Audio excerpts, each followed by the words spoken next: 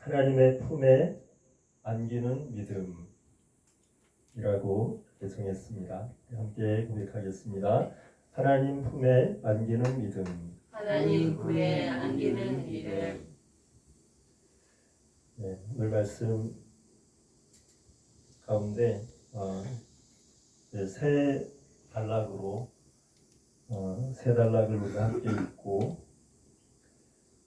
이 말씀 가운데 담겨 있는 예수님께서 우리에게 전해주시고자 하는 그 마음을 함께 받고자 합니다.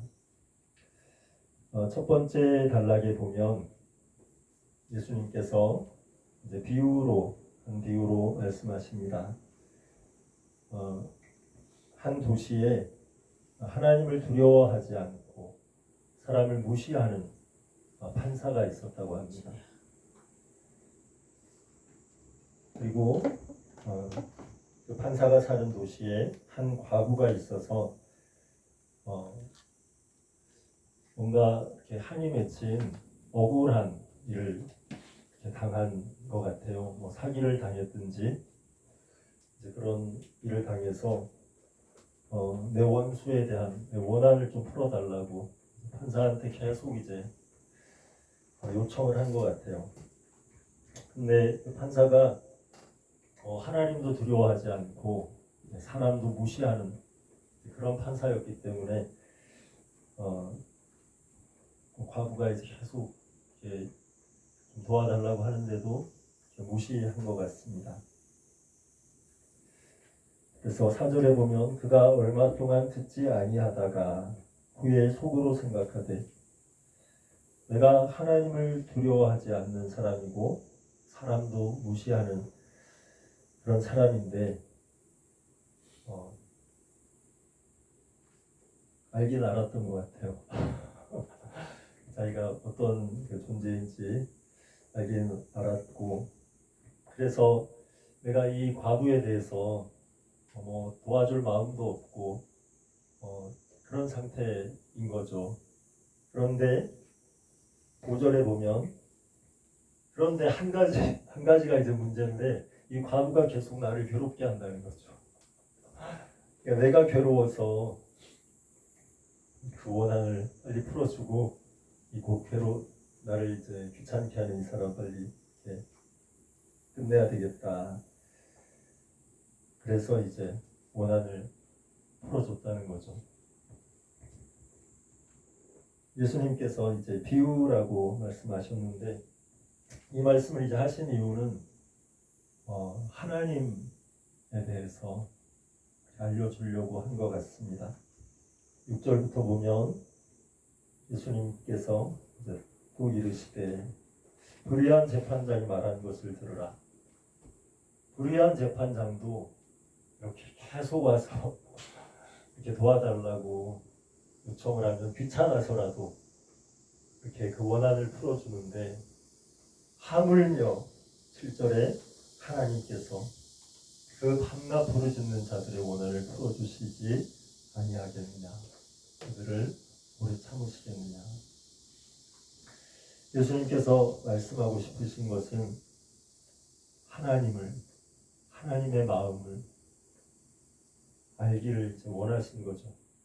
비슷한 내용이 마태복음에도 누가복음에도 다른 곳에서도 이렇게 나오는 것 같아요. 예수님께서 구하라, 찾으라, 두드리라. 그러면 너희에게 열릴 것이라. 하나님께서 들어주실 것이다 하면서 비유를 하신 것이 너희가 악한 자라도 자식에게 좋은 것을 줄 줄 알지 않냐. 조폭이라도 자기 자식은 좋은 걸로 주려고 하지 않냐. 자식이 생선을 달라고 하는데 골탕 좀 먹어봐라고 뱀을 줄 사람이 어디 있고 떡 좀 달라고 하는데 돌을 갖다 줄 부모가 어디 있겠냐. 하물며 하늘에 계신 너희 아버지께서 너희에게 너희가 구하고 두드리고 찾는 것을 들어주시지 않겠냐. 하나님의 마음을 이해하고 알 것에 대해서 예수님께서는 말씀하십니다. 그래서 8절에 보면 내가 너희에게 이르노니 하나님은 속히 그 원한을 풀어주시리라. 원한을 풀어주시고 어떤 문제를 해결해 주시고 막 이런 것에 초점이 있는 게 아니라 하나님의 마음, 하나님이 어떠한 분이신지, 하나님이 우리에게 어떠한 분이신지에 대해서 예수님은 알기를 원하시는 것 같습니다. 그러시면서 그러나 인자가 올 때에 세상에서 믿음을 보겠느냐. 하나님은 그러한 하나님이신데 하나님은 우리에게 로마서 10장에서 말씀하신 것처럼 내가 종일 너희에게 손을 벌렸노라. 그런데 너희가 나에게 오지 않았다고 그렇게 말씀하시는 것처럼 하나님은 우리를 향해서 한없는 사랑으로 한없는 용서로 그렇게 준비되어 있으시고 품어주시는 그런 하나님이신데 인자가 올 때에 세상에서 믿음을 보겠느냐. 그 하나님을 알고 그 하나님을 참 하나님의 마음을 알고 하나님을 대하는 그 믿음을 보시기 원함을 그렇게 예수님께서 말씀해 주십니다. 두 번째 단락에 보면 예수님께서 두 번째 이제 비유를 또 말씀하십니다. 또 자기를 의롭다고 믿고 다른 사람을 멸시하는 자들에게 이 비유로 말씀하시되 하면서 이제 두 사람이 기도하러 이제 성전에 올라간 두 사람 다 겉으로 보기에는 똑같습니다. 기도하러 성전에 올라갔어요. 성전에 올라가는 두 사람의 모습은 똑같습니다. 그런데 그 사람들이 기도하는 내용이 달랐습니다. 11절에 보면 두 사람 중에 한 사람은 바리새인이라고 나오고 13절에는 세리라고 나옵니다.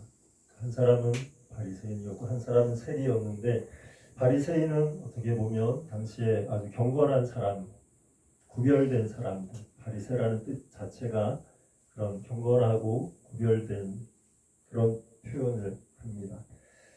그리고 세리는 당시에 손가락질 받았던 그런 죄인으로 여김을 받았던 그런 이제 세금 걷는 사람들 중에 그 당시 로마의 식민지였는데 로마의 앞잡이가 되어서 로마의 그 동포들의 세금을 걷어서 로마에 바치는 사람이었으니까 손가락질을 많이 받았겠죠. 이제 그런 두 사람이었는데 그 기도하는 내용을 보면 이렇습니다. 바리새인은 서서 따로 기도하여 여기서 이제 따로 기도했다는 것은 바리새라는 이름처럼 구별되고 이런 거를 중요하게 생각했던 사람이었기 때문에 세리하고 떨어져서 따로 기도했다 이제 이런 느낌인 것 같아요. 네, 바리새인이 기도합니다. 하나님이여, 나는 다른 사람들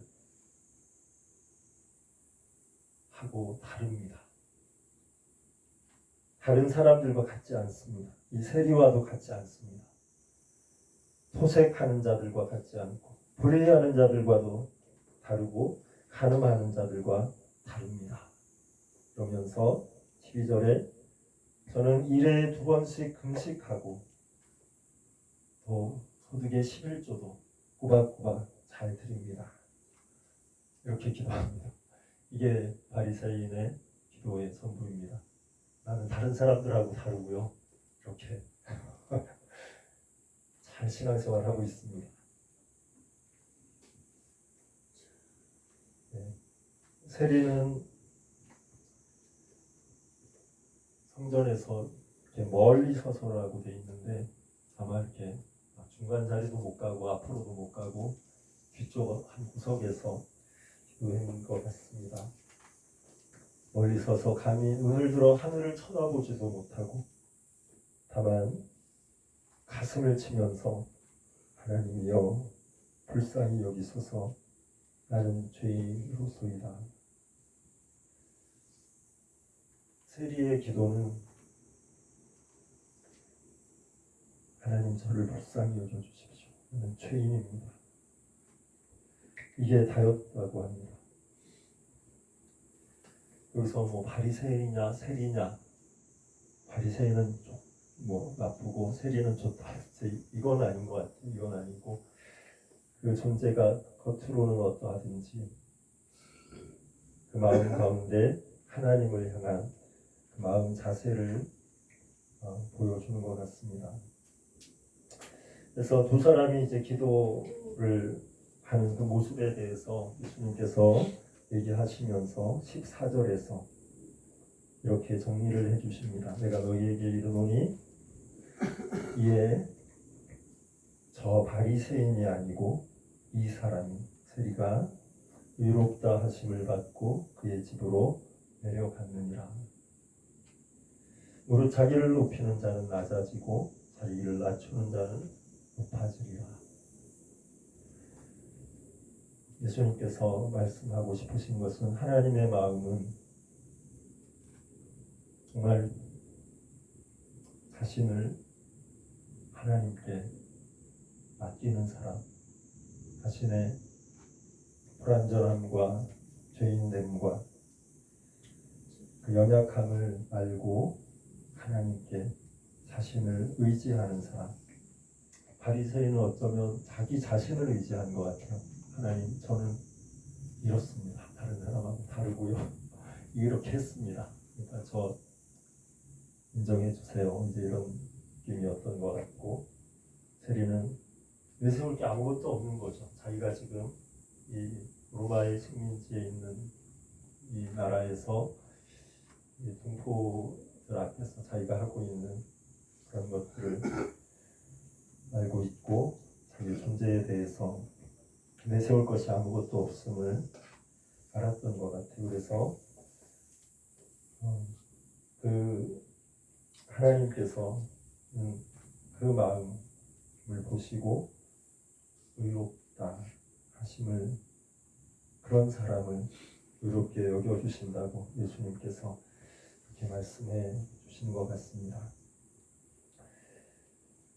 그리고 세 번째 단락을 보면 사람들이 예수께서 만져주심을 바라고 자기 어린 아기를 데리고 왔습니다. 예수님께. 애기 엄마들이 이제 아기를 안고 예수님이 좀 만져주시면 좋겠다, 그런 마음으로 다가왔는데 제자들이 이제 꾸짖었다는 거죠. 제자들이 막 막는 거죠. 지금 예수님 바쁘시고 지금 애들까지 할 지금 그런 상황이 아니다. 가라. 이제 이랬던 것 같아요. 근데 예수님께서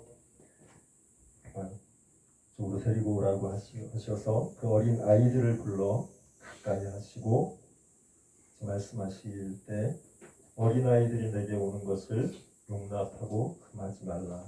하나님의 나라가 이런 자의 것이니라. 내가 진실로 너희에게 이르노니 누구든지 하나님의 나라를 어린아이와 같이 받아들이지 않는 자는 결단코 거기에 들어가지 못하리라. 이렇게 말씀해 주십니다. 이 장면에서 아마도 예수님께서 이제 아이들 오라고 하시면서 안아주셨을 것 같아요. 성화 가운데도 보면 어린 아이들이 오고 안아주시고 그렇게 그림도 있는데, 오늘 말씀 제목을 이 세 단락을 이제 종합해서 묵상하면서 정했습니다.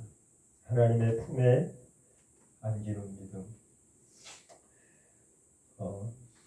어린아이들이 그냥 아무 거리낌 없이 그냥 엄마 품에 안기는 것처럼 예수님의 품에 와서 이렇게 안기고 싶어 하는 것처럼 그렇게 하나님 아버지의 그 마음을 알고 우리를 향해서 활짝 우리가 어떤 존재이든지 상관없이 우리가 그냥 거리낌 없이 그냥 와서